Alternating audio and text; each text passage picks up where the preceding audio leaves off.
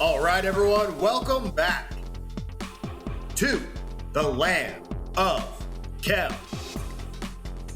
I am your host and the author.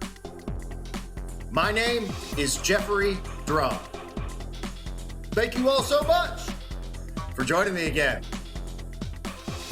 All right, everyone, welcome back. This is Sunday Site Visit 37, and today I will take you along with me to explore the West Kennet Long Barrow, a structure that is integrated into the Avebury-Silbury Hill system that I've been discussing in the past several episodes. If this is the type of content you're interested in regarding the function of the Egyptian pyramids and other ancient structures from across the world, please subscribe to the Land of Chem here on YouTube and click that little notification bell so that you do not miss the new episodes that premiere twice per week. If you want to help support the channel, check out the Land of Chem members only section. Link in the video description below for exclusive research and unreleased footage that you will not see anywhere else. If you want to pick up a copy of the book or grab some merch, check out thelandofchem.com. If you want to follow me on Instagram, my handle is @thelandofchem. Ladies and gentlemen, I think that is it for today's intro. So without further ado, let's get right to it. All right, everyone, here we go with tonight's episode. And let's begin with some pictures and diagrams for orientation during today's site expedition. So this is the front eastern side of the West Kennet Long Barrow, a structure whose construction is conventionally dated to approximately 3650 BCE, making it more than 1,000 years older than the Egyptian pyramids if you prescribe to that timeline. And here is some of the basic background surrounding the site from EnglishHeritage.org, who, as I mentioned before, is basically the English equivalent of the Egyptian Ministry of Antiquities, and the website where you can buy your tickets to Stonehenge, etc. So a few of the relevant details here. Quote, the structure was built around 3650 BCE, and it was used for a short time as a burial chamber, nearly 50 people being buried here. So this statement, quote unquote, used for a short time as a burial chamber, end quote, directly implies that this was not the original function of the site, and that it was repurposed later as a burial chamber. And the simple fact that the remains of nearly 50 people were found inside suggests this reuse of the structure for internment. Next, quote, some cremations and the partial remains of at least 46 individuals, both male and female of all ages, have been found inside, dated between 3000 and 2600 BCE, end quote. So as always, they date these structures to the time period of the burials found at the site. But as we saw with the remains found inside the step pyramid of Saqqara, for example, the woman from 500 years before the construction of the step pyramid and the reign of Djoser, which this fact in and of itself should falsify the entire pharaonic burial theory at the step pyramid of Djoser, and the second mummified foot from the much later Ptolemaic era means finding remains inside of a chamber doesn't mean that's what the chamber was for originally. And the time period from 3000 BCE to 2600 BCE means that this site was not being used for a burial for 650 years after its construction in 3650 BCE. And then around 3000 BCE, people started repurposing it, and they used it for another 400 years after. And the same will also apply to structures like Newgrange that we will be visiting soon. Next, on to the construction materials. Quote, although it is now covered with turf, it would have originally had bare chalk sides and would have stood out against the landscape. It consists of a core of sarsen stones capped with chalk rubble from the surrounding quarry ditches, end quote. So we have been discussing chalk and its dielectric properties over the last few episodes, and also the siliceous sandstone sarsen stones that were also used at Stonehenge and Avebury. And I do not think this structure was being struck by lightning, as we saw at the neighboring Silbury Hill. However, it is directly connected into the Avebury stone circle system and a part of the functional landscape of Wiltshire. And you will see here, the next 3 slides come from Wessex archaeology, as also featured on the Esoteric Project website from their expedition to England in 2014. And I had no idea that their team and I had so many research interests in common. But it was also no surprise to see that they had visited and investigated some of the same sites that I have been discussing. And I will put a link to the Esoteric Project website in the video description below, so you can see here the Avebury stone circle system, the Beckhampton Avenue here leading toward the Adam and Eve stones, the West Kennet Avenue leading toward the sanctuary here, Silbury Hill, and the adjacent Windmill Hill that I explained in episode 106. And over here is the West Kennet Long Barrow. This is a diagram showing the internal configuration of the structure with the 4 ancillary chambers on the side and the primary chamber here.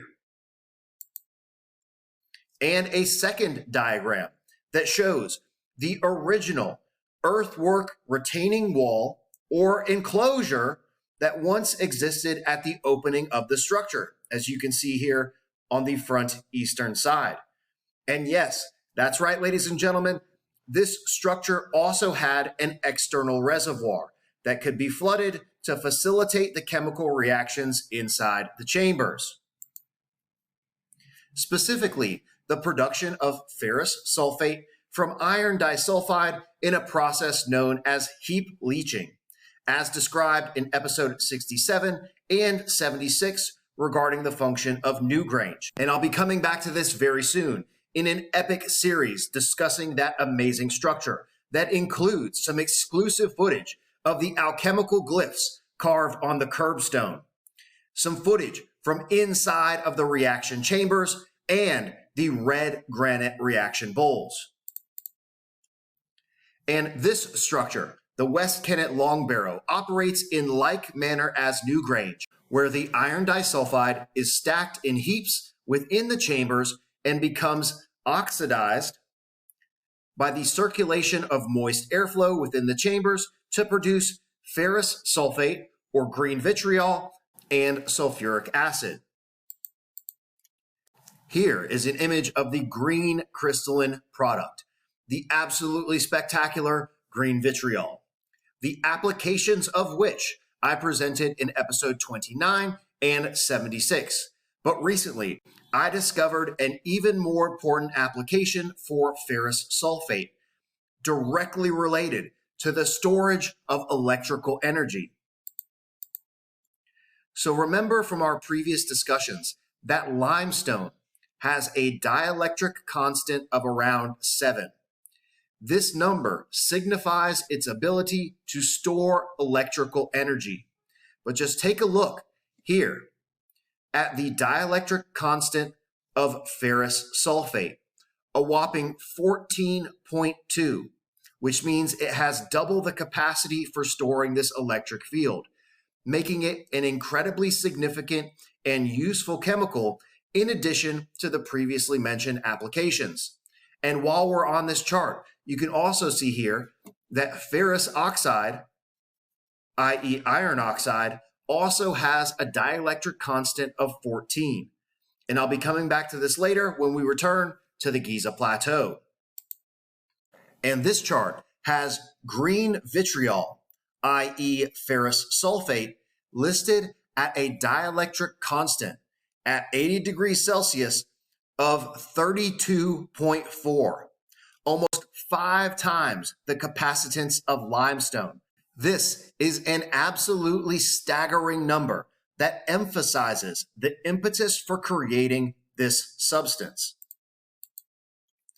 So now that we've covered some of the basics and introduced a new application for the product, let's take a journey inside the ancient reaction chambers of the West Kennet Long Barrow.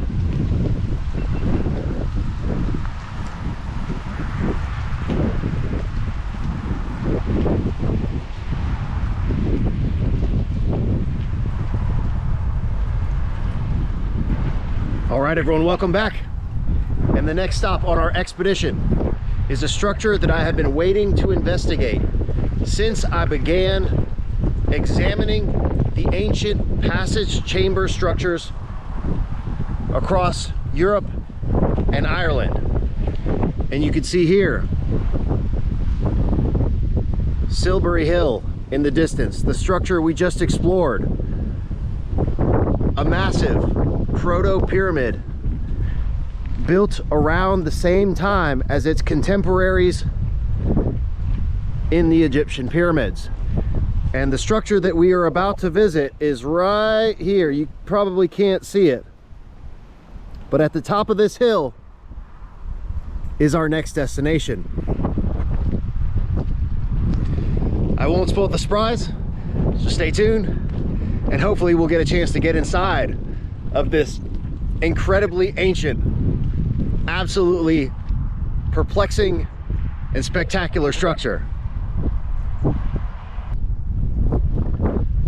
All right, ladies and gentlemen, we have reached the top of another hill, and here it is.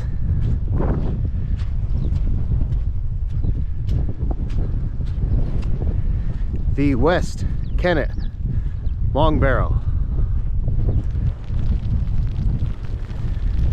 And you can see the length of the structure is from here to the opening here.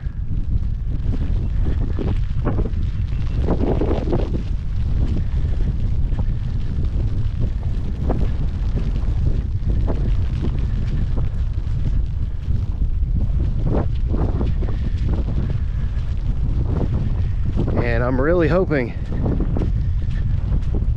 that we will have an opportunity to cross a threshold to go inside of the passage. The question you should be asking yourself is, passage for what?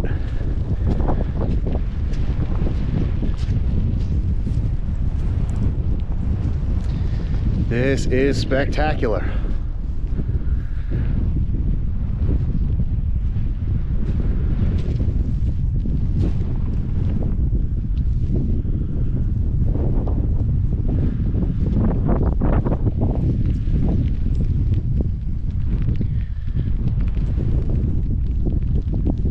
Stones in front of the entrance, and so look at how eroded all of this is here. All of this is eroded.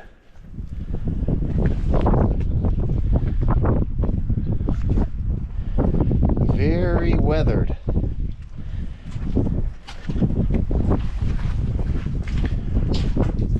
Oh yes.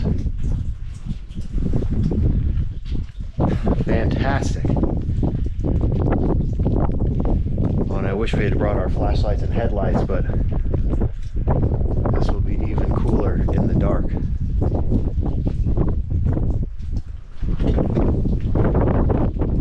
See the massive stone in front of the entrance here. And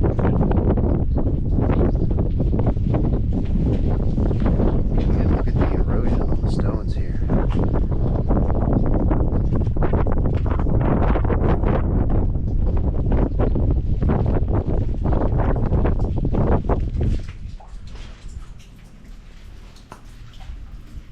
Oh.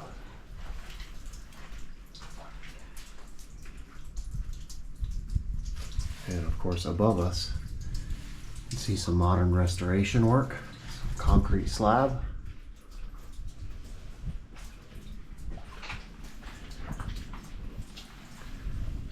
A chamber here. Chamber here.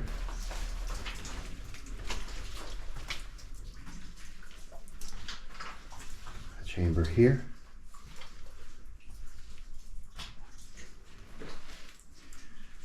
and a chamber here. I don't know if you can see that. There are some stacked stones here. Thank you. In the back. And as I initially started investigating this structure, this appeared to be filled in later, and that there may have been a tunnel or conduit leading out the back of this chamber.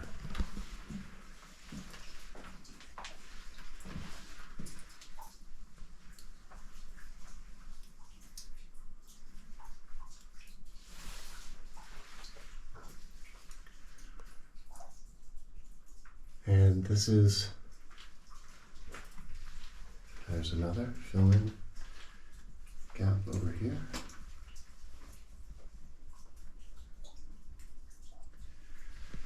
And I will say this is identical to the structures in Ireland. This specifically reminds me of being inside of the passage chamber mounds at Carrowkeel. And they also have these incredibly eroded stones on the inside of the chambers, which is very unusual.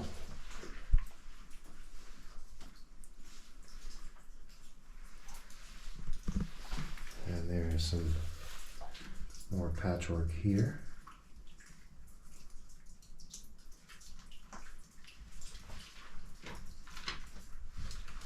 Here.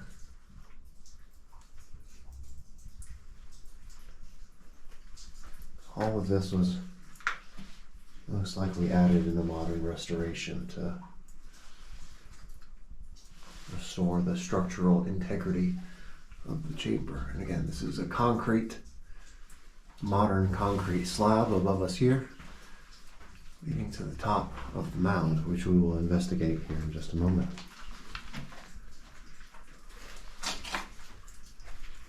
This is really cool.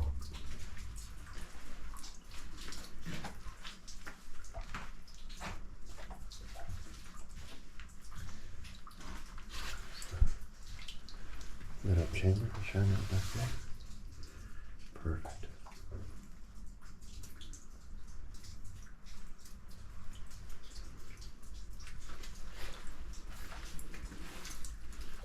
And then here.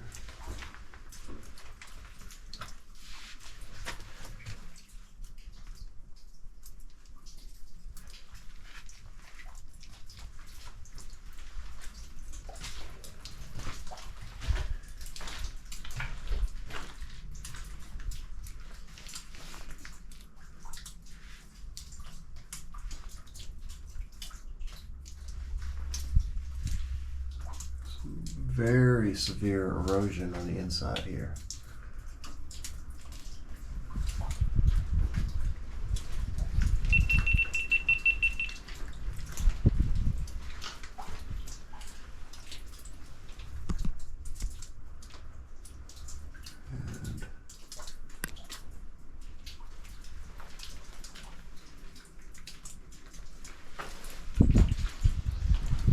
So now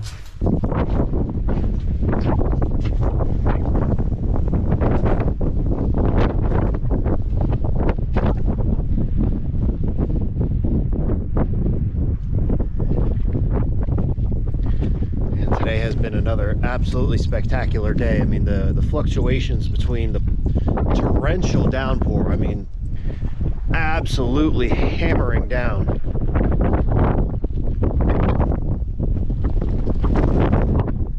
And there's Silver Hill.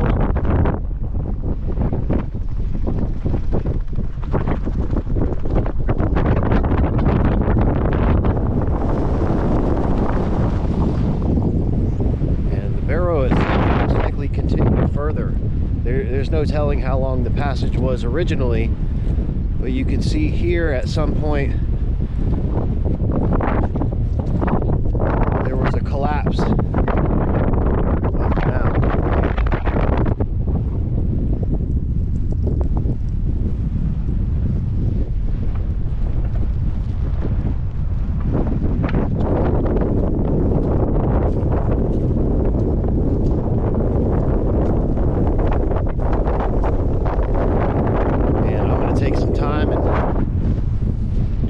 personal exploration of the site, and then on to the next one.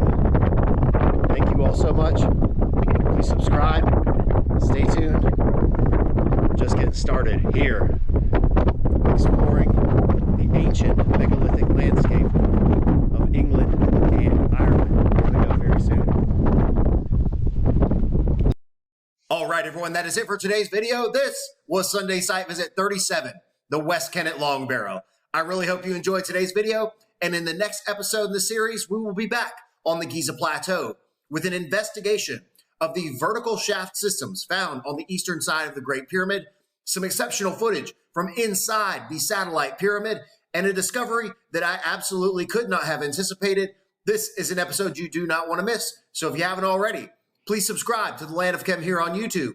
Click that little notification bell so that you do not miss new episodes that premiere twice per week.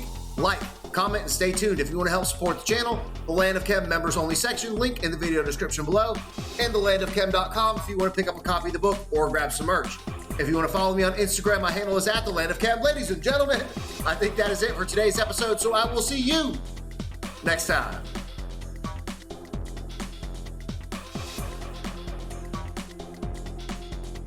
Yo, are you still watching this?